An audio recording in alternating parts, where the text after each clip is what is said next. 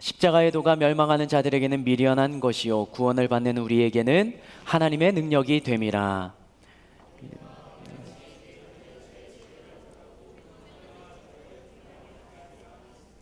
지혜 있는 자가 어디 있느냐, 선비가 어디 있느냐, 이 세대의 변론가가 어디 있느냐. 하나님께서 이 세상에 지혜를 미련하게 하신 것이 아니냐.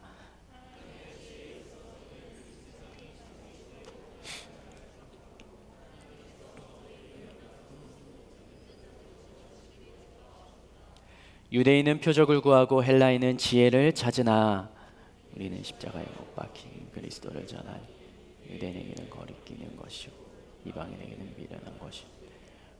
오직 부르심을 받은 자들에게는 유대인이나 헬라인이나 그리스도는 하나님의 능력이요 하나님의 지혜니라. 하나님의 어리석음이 사람보다 지혜롭고 하나님의 약하심이 사랑보다 강하니라. 아멘. 아멘.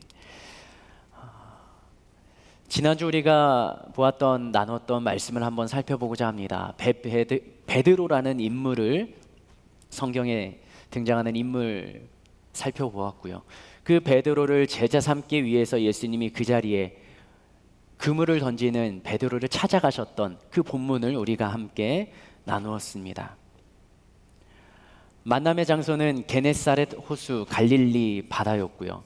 그곳에서 예수님께서는 베드로에게 두 가지의 이야기를 하셨는데 베드로는 그 두 가지를 모두 다 순종했습니다. 베드로가 그 예수님의 말씀에 순종했던 두 가지에 대단했던 상황을 이렇게 두 가지를 이렇게 정리했는데요. 첫 번째는 상황, 두 번째는 관계였습니다.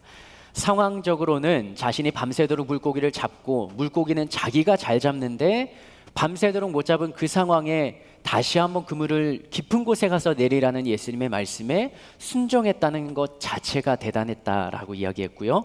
두 번째로는 신뢰할 만한 관계가 아님에도 두 번째 만난 예수님과의 그 만남에서 예수님의 말씀에 순종했다라는 것, 그것이 베드로가 반응했던 두 가지의 아주 특징이었습니다. 그 예수님의 말씀에 순종한 결과를 두 가지로 이야기했는데요. 기적, 두 가지의 기적이 일어났다고 했습니다. 첫 번째 기적은 그물이 찢어질 만큼 두 배 가득 찰 만큼의 눈에 보이는 기적을 경험했고, 두 번째로는 눈에 보이지 않는 기적. 베드로가 자신의 삶의 모든 것을 버려두고 예수님을 따르도록 삶이 뒤바뀌었던, 삶이 전환되었던, 인생의 목적이 완전히 바뀌었던 그 변화를 경험했다는 것, 그것이 기적이라고 이야기했습니다. 그래서 그리스도인은 내가 예수님을 믿게 되는 것, 그것이 최종 목적이 아니라, 구원의 확신을 갖는 것이 최종 목적이 아니라 구원의 확신을 가지고 이 땅 가운데 살아가는 삶이 더욱 중요하고, 그것이 진짜 우리의 믿음을 보이는 행동이라 이야기했습니다. 그래서 소금의 짠맛 맛을 기억하지 말고, 소금의 맛을 내려고만 하지 말고, 통 안에 있는 소금이 아니라 통 밖에 나오는 소금이 되도록 그렇게 함께 말씀을 나누었습니다. 오늘 말씀은 고린도전서 1장 말씀입니다. 저자는 사도 바울이에요. 사도 바울은 예수님을 전하는 제자들을 핍박하고 공격하고 그들을 옥에 가두는 일을 했던 자입니다. 그만큼 그리스도인, 그리스도 예수님을 싫어했던 자가 사도 바울인데, 그 사람이 회심을 하는 사건이 성경에서는 이렇게 기록합니다. 다메섹으로 가는 길 가운데 그에게 들리는 음성, 사울아 사울아 나는 네가 핍박하는 예수라. 그 즉시로 충격을 받고 앞이 보이지 않고 그대로 집으로 가서 누워있는 중에 아나니아라고 하는 사람이 와서 예수님에 대한 복음을 증거하고, 그 복음을 듣고 사도 바울은 회심하게 됩니다. 그게 AD 33년 정도라고 기록을 하고요. 그로부터 22년이 지난 다음 예수님의 복음을 20년 넘게 전한 사도 바울이 고린도 교회에 편지를 써내려갔던 것이 바로 오늘 우리가 읽었던 이 고린도전서의 내용입니다.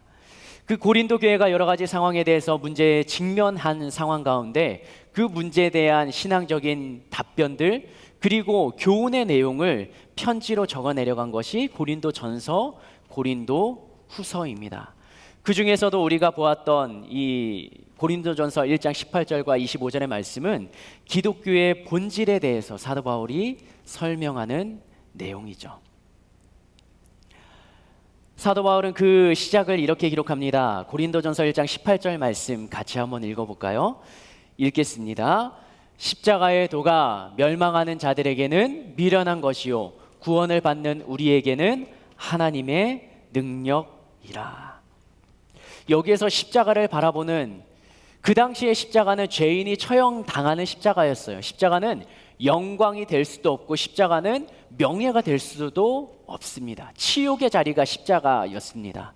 그런데 사도 바울은 그 십자가의 도를 설명하면서 십자가의 도를 바라보는 관점을 두 가지로 이야기하는데요. 18절 말씀 다시 한번 띄워주시겠습니까? 십자가를 바라보는 관점에 대해서 첫 번째는 멸망하는 자들이 바라보는 십자가가 있습니다. 그것을 사도 바울은 미련한 것이라고 표현을 합니다. 멸망하는 자들은 구원을 받지 못한 자로 표현됩니다.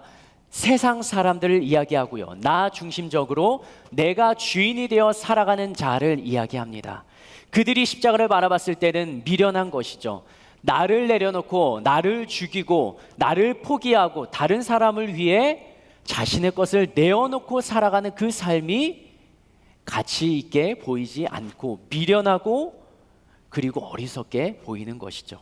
그 있는 사실을 그대로 기록하는 것입니다. 그리고 십자가를 바라보는 두 번째 관점을 이렇게 기록합니다. 두 번째 줄이요, 구원을 받는 우리라는 단어로 표현을 합니다.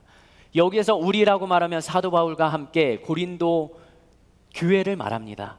예수님을 믿는 자들, 그리고 예수님을 믿음으로 하나가 된 자들, 그 자리에 모여서 예배를 드리는 공동체, 그 사람들에게는 하나님의 능력이라 표현을 합니다. 믿는 자들이 바라보는 십자가가 있습니다. 그것은 십자가를 바라보면 십자가에 달리신 예수님을 떠올리게 되고 그 예수님을 통한 죄의 사함, 그리고 십자가를 통해서 그 모든 죄, 사망 권세가 이긴 능력, 그리고 죽어있던 나를 살리기 위한 예수님의 십자가의 그 고통과 피 흘리심, 그것을 믿는 자들은 떠올리게 되는 것이죠. 그래서 하나님이 나와 함께 하심을 십자가의 능력, 복음의 능력으로 사도 바울은 기록하고 있는 것입니다. 지금 이 시대는 십자가가 우리들의 귀나 목걸이, 그리고 우리의 가방, 그리고 자동차 앞에 방향제로 걸리는 시대를 살아가고 있습니다. 그리고 우리가 바라보는 십자가는, 기독교의 이미지는 이미 사람들의 발 밑에 짓밟혀버린 그러한 삶 가운데 살아가고 있습니다. 이는 교회 안에서 벌어지는 여러 가지 부도덕적인, 또 윤리적이지 못한 그런 모습들이 계속적으로 드러나기 때문에 기독교의 이미지가 땅에 계속 추락하고 있는 것이죠. 그러면 세상에서는 그렇게 십자가를 바라보며 미련하게 바라보는데, 교회를 다니고 예배를 드리는 우리들이 바라보는 이 십자가의 이미지는, 그 바라보는 십자가의 관점은 미련함인가요? 아니면 우리들에게도 십자가는 능력이 되는 것인가요? 저는 중학교 다닐 때 검도 선수 생활을 했습니다. 그리고 아버지가 목사님인 그 밑에서 교회 울타리 안에서 자랐습니다. 그런데 검도 대회를 나가면 항상 주말을 껴서 이렇게 시합을 했습니다. 근데 주일이 되면 저는 예배를 드려야 되잖아요. 근데 관장님이나 다른 선수들인 친구들이나 제가 목사 아들인 것을 알고 그 시간만 되면, 주일 11시가 되면 그 근처, 시합장 근처에 있는 교회에 가도록 허락을 해주셨습니다. 그 당시 저와 함께 시작했던 검도 선수가 4명이었어요. 그 중에 저와 승택이라는 친구는 교회를 다니는 친구였고, 기영이와 은규라는 친구는 교회 다니지 않는 친구였습니다. 검도 운동을 하면서 6년 동안 그들과 함께 생활을 했는데, 저는 목사 아들임에도 예수님을 믿는다라고 이야기하면서도 시합에 나가면, 대회에 나가면 교회 예배 자리를 찾아가면서도 교회 다니지 않는 그 두 친구에게 교회 가자, 예수님을 믿어라 라는 말을 6년 동안 한 번도 하지 못했습니다. 그리고 10년이 지나갑니다. 그런데 그 교회 다니지 않았던 두 친구 중에 한 친구, 기영이라는 친구가 교회 다닌다라는 이야기를 전해 듣게 됩니다. 그 친구에게 제가 교회를 소개하지 못했던 이유는 제가 부끄러웠던 이유도 있었지만 정말 제가 감당하기 힘든 한 가지가 있었어요. 그게 뭐냐면 기영이라는 친구의 어머니가 집에 이 상은 불상 이 뭐죠? 초를 켜놓고 향을 피워놓고 거기에서 점을 지닌 신당이라고 표현을 하나요? 그 가정에서 자란 아이가 기영이었기 때문입니다. 그래서 그 집에 놀러 가면 머리가 아파서 향 냄새 때문에 저는 머리가 아팠고, 그런 가정에서 자랐기 때문에 이 아이가 교회 나가고 예수님을 믿을 거라는 생각을 한 번도 해본 적이 없었습니다. 제 신앙의 모습은 중학교 때는 그게 저의 모습이었어요. 부끄러워서 예수님을, 신앙을, 믿음을 말하지 못하는 것. 학교에서 급식을 합니다. 그리고 배식을 하고 내 제자리에 가서 앉아서 밥을 먹으면 식사 기도도 하지 못한 그 모습이 저의 신앙의 주소였습니다. 그런데 사도 바울은 이야기합니다. 자신이 이 십자가를 바라볼 때마다, 십자가의 도를 생각할 때마다 그것이 멸망하는 자들에게는 미련한 것이지만 구원을 얻은 자들, 그리고 예수님을 믿는 자들에게는 하나님의 능력이 된다라고 사도 바울은 기록하고 있는 것입니다. 그 당시에 이 말씀이 저는 도저히 이해가 되지 않았던 것이죠. 십자가의 도, 복음에 대해서 온전히 생각해 본 적도 없었고, 그것에 대해서 진지하게 고민도 안 해봤던 때였습니다. 그런데 사도 바울은 이야기합니다. 이 십자가를 온전히 이해하고 나니까 그 십자가가 결국은 멸망하는 자들을 이 십자가 앞에 세워놓고 그들을 심판하기 위한 십자가라고 생각이 들었는데, 사실은 다른 관점에서 믿지 않는 자들을 심판하기 위한 십자가가 아니라 구원하기 위한 십자가라는 이 사실을 다시 한번 사도 바울은 깨닫게 됩니다. 그래서 능력이라는 단어로 표현합니다. 십자가 앞에 서면 사람들이, 믿지 않는 사람들이 죽어나가도록, 지옥에 가도록 심판하는 심판대가 아니라 그들을 십자가를 통하여서 십자가를 통과하고 나면 그들이 다시 한번 죽어있던 영혼이 살아나는 능력을 경험할 수 있다라는 것이죠.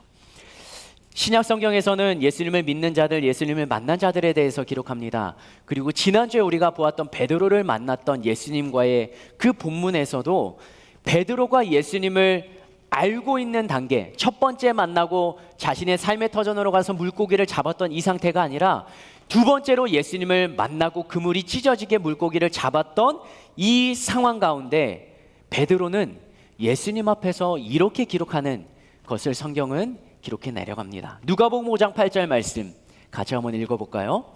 누가복음 5장 8절입니다. 베드로가 물고기를 찢어지게 잡고 이 상황에서 예수님께 했던 이야기입니다. 같이 한번 읽겠습니다. 시작. 시몬 베드로가 이를 보고 예수의 무릎 아래에 엎드려 이르되 주여 나를 떠나소서 나는 죄인이로소이다 하니.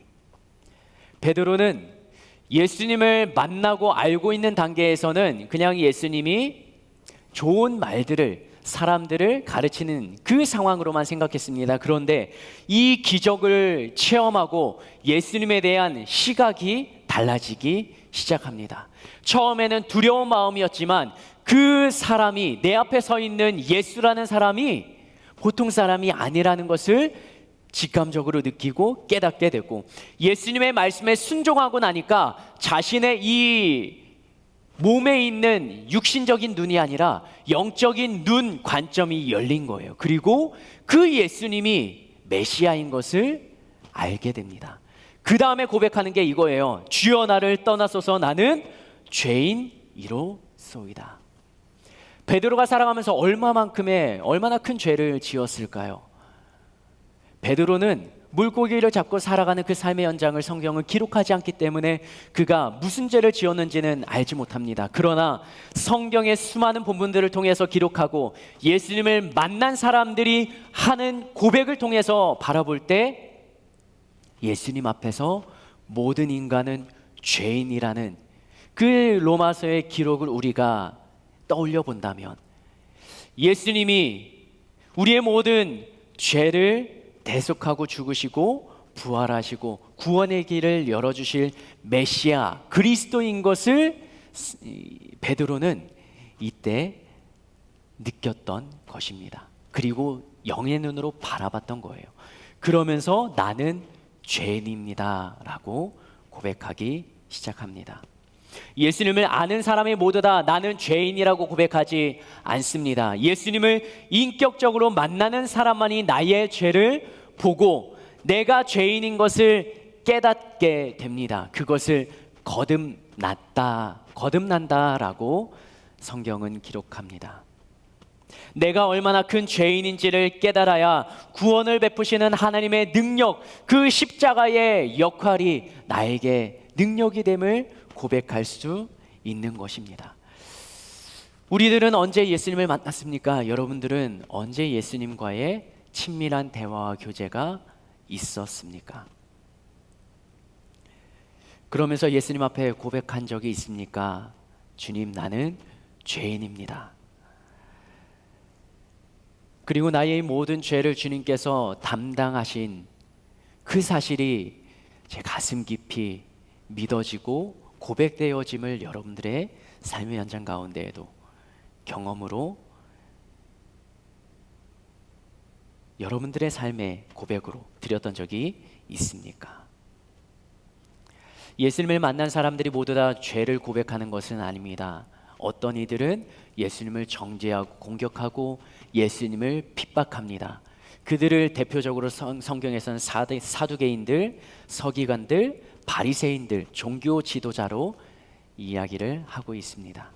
그들은 예수님 앞에서 당당합니다. 왜냐하면 구약의 율법을 지켜 내려가고 있기 때문입니다.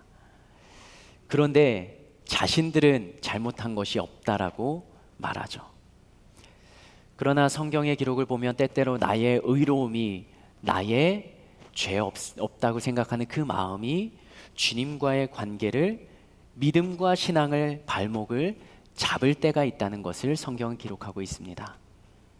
그러나 어떤 이들은 예수님 앞에 엎드립니다. 눈물을 쏟아냅니다. 그리고 그들의 입으로 나는 죄인입니다 라고 고백하는 것을 성경은 또 기록합니다. 그들은 왜 자신을 그렇게 내려놓고 죄인이라 고백을 할까요? 그들이 진짜 육신적인 죄를 지었기 때문일 수도 있지만 그들의 마음과 심령과 영의 눈이 예수님을 만나고 열렸기 때문이죠. 그리고 하나님 앞에서 모든 인간은 죄인이라는 그 말씀도 믿어지는 것이죠. 내가 얼마나 큰 죄인인가? 내가 하나님 앞에서 얼마나 부족한 존재인가? 하나님께서는 우리들을 친구 삼아 주셨다라고 성경은 기록하지만 그 친구가 내가 친구가 될 만큼 능력이 있고 하나님 기준에 올라선 사람이어서 친구가 아니라 하나님이 그만큼 낮아지고 내려와 주셔서 우리를 친구 삼아 주시고 우리를 품어 주신다라는 그 성경의 내용이 우리 안에 남아 있습니까? 회개하는 사람들을 보면요, 경건한 그리스도인 그리고 순수한 그리스도인이 회개합니다.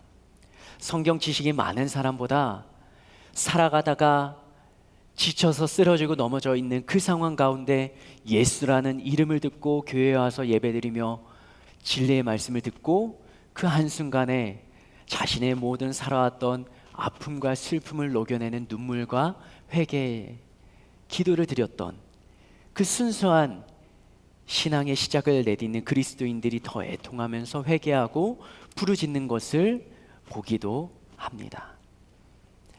어떻게 보면 성경을 많이 알고 신앙생활을 많이 한 사람이 눈물을 더 쏟아내며 내가 죄인 중에 죄인, 괴수 중에 괴수라는 사도 바울의 표현이 우리들의 입속에도 있어야 되는 것처럼 우리들은 알고 있지만, 그러나 때로는 우리가 많이 알고 있기 때문에 익숙해져 있기 때문에 내 안에 있는 죄를 온전히 보지 못하는, 그리고 십자가 앞에 서지 못하는 그런 삶의 모습, 신앙의 모습을 우리가 걷기도 한다라는 것이죠. 우리들은 눈물이 마른 사람입니까? 아니면 눈물이 날마다 날마다 죄인의 눈물로 쏟아져 내려오는 사람입니까?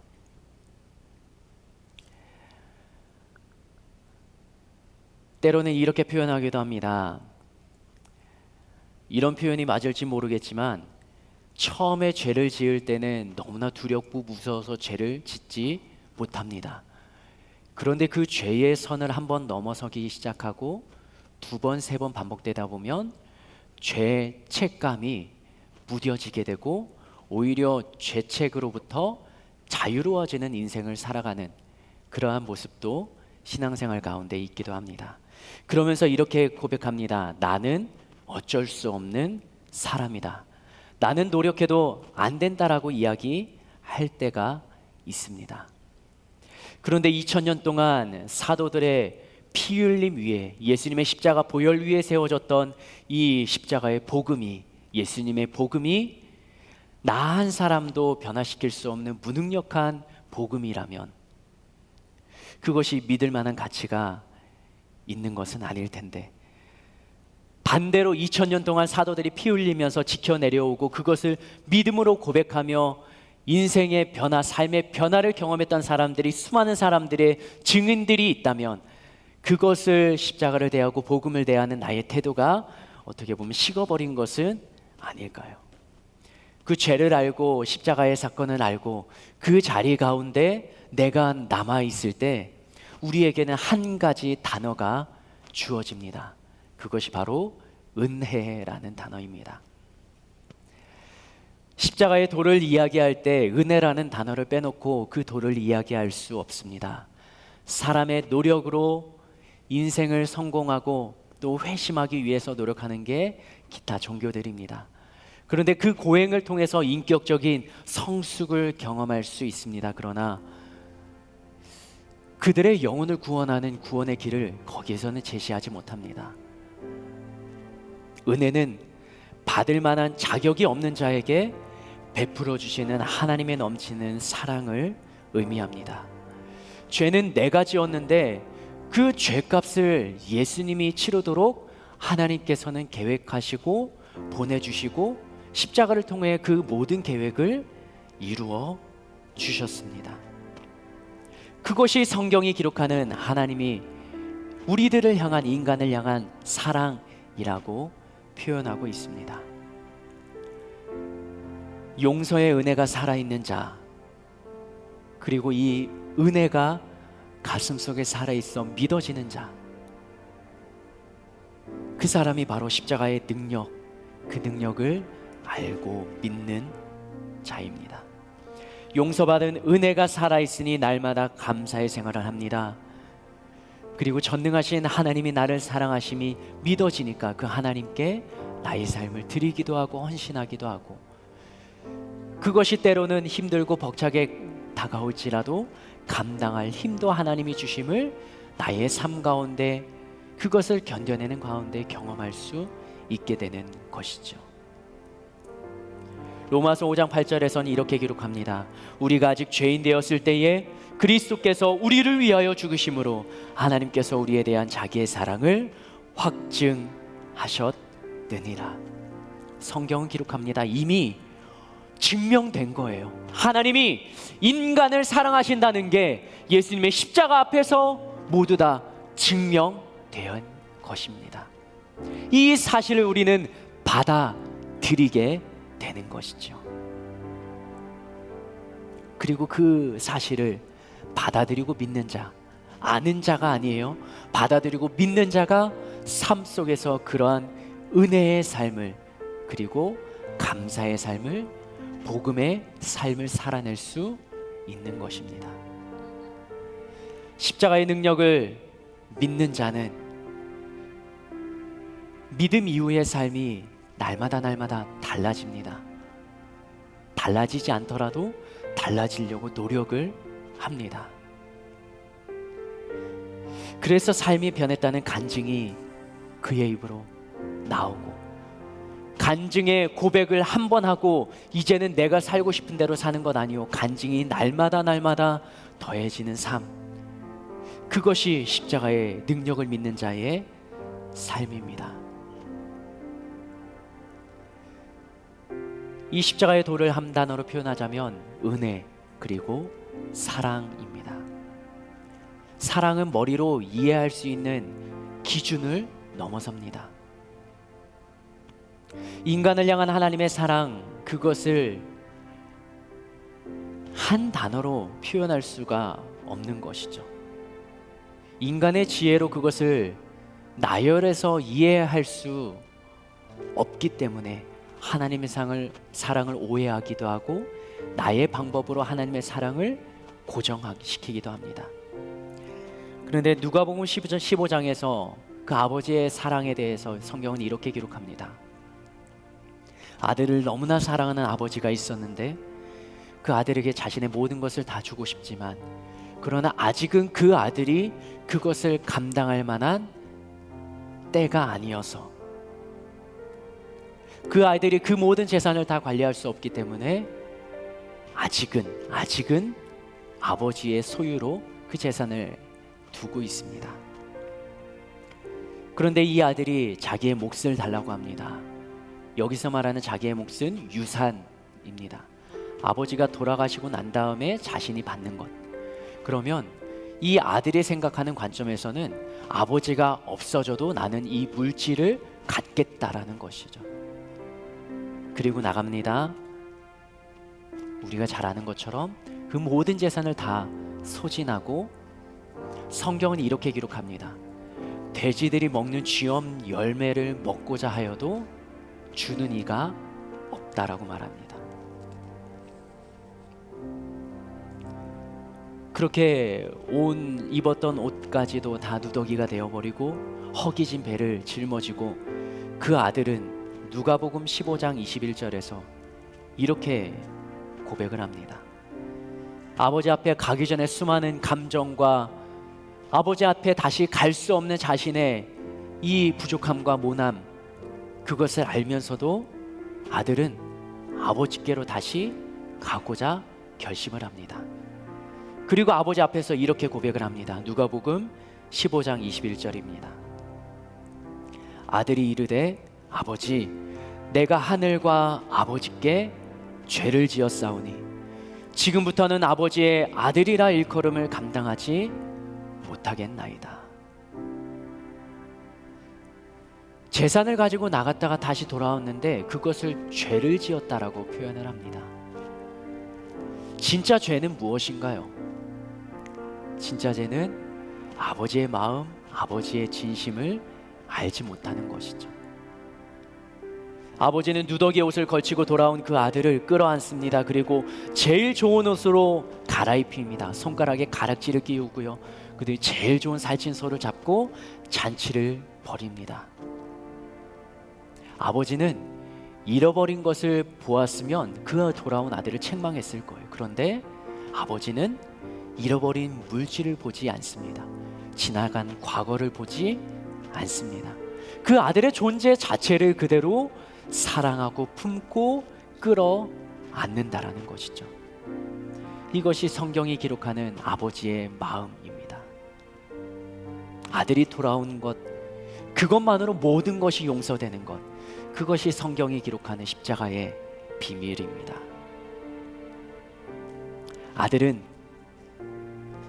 어떤 감정을 느꼈을까요? 그 아버지 앞에서, 아버지 앞에 서서 저 멀리 대문 앞에 나와 있는 아버지를 바라보고 그때도 수많은 감정이 교체했을 거예요. 갈까, 도망갈까, 뒤돌아갈까, 그냥 아버지께 다시 갈까. 그런데도 아들의 결심은, 최종적인 행동은 아버지 앞으로 나아갑니다. 그 아버지 앞에 나아갈 때 아버지는 그 아들을 끌어안을 수 있는 용서의 사랑을, 회복의 사랑을 보여주신다라는 것이죠. 십자가의 능력은 우리의 삶에 복을 가져다 주는 것이 아닐지도 모릅니다. 십자가의 도는 내가 바라는 기도 제목, 내가 간절히 원하는 것, 그것을 이루어주는 것, 그것이 십자가의 도 아닐지도 모릅니다. 십자가의 능력은 우리를 향한 하나님의 위대한 사랑을 깨닫게 합니다. 십자가의 능력은 우리가 죄인인 것, 내가 죄인인 것을 깨닫고 주님 앞에 회개할 수 있게 만드는 것, 그것이 진짜 십자가의 능력이라는 것이죠. 진정한 회개는 사랑을 깨달을 때 시작이 됩니다. 사도 바울은 그 사랑을 깨닫고 자신의 모든 삶을 내버리고 예수님을 전하러 나갑니다. 그리고 20년이 지나서 고린도 후서에 기록합니다. 십자가의 도가 멸망하는 자들에게는 미련한 것이요 구원을 받는 우리에게는 하나님의 능력이라. 20년이 넘게 사도 바울의 평생의 남은 삶 동안에 그에게는 십자가가 능력으로 다가왔다라는 것이죠. 우리들이 신앙생활하는 그 시간은 얼마나 지났습니까?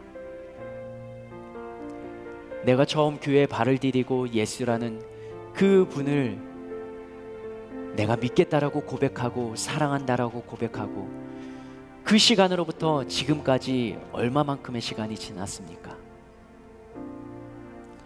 그 시간 동안에 이 십자가의 도가 나에게는 능력으로 다가왔습니까? 아니면 그냥 옆으로 밀어내는 미련함으로 남아 있습니까? 하나님의 사랑 이것에서 흔들리면 우리의 신앙도 우리의 삶도 육신의 삶도 열등의식에 빠지게 됩니다. 진짜 사랑을 경험하지 못하면 더 큰 사랑을 찾아 헤매게 됩니다. 그리고 거기에서 만족하지 못하고 잘못된 사랑의 방법으로 찾아갑니다. 십자가 앞에 나를 내어놓으십시오. 그리고 그 십자가 앞에 다시 한번 무릎 꿇고 기도하며 나아가면 좋겠습니다.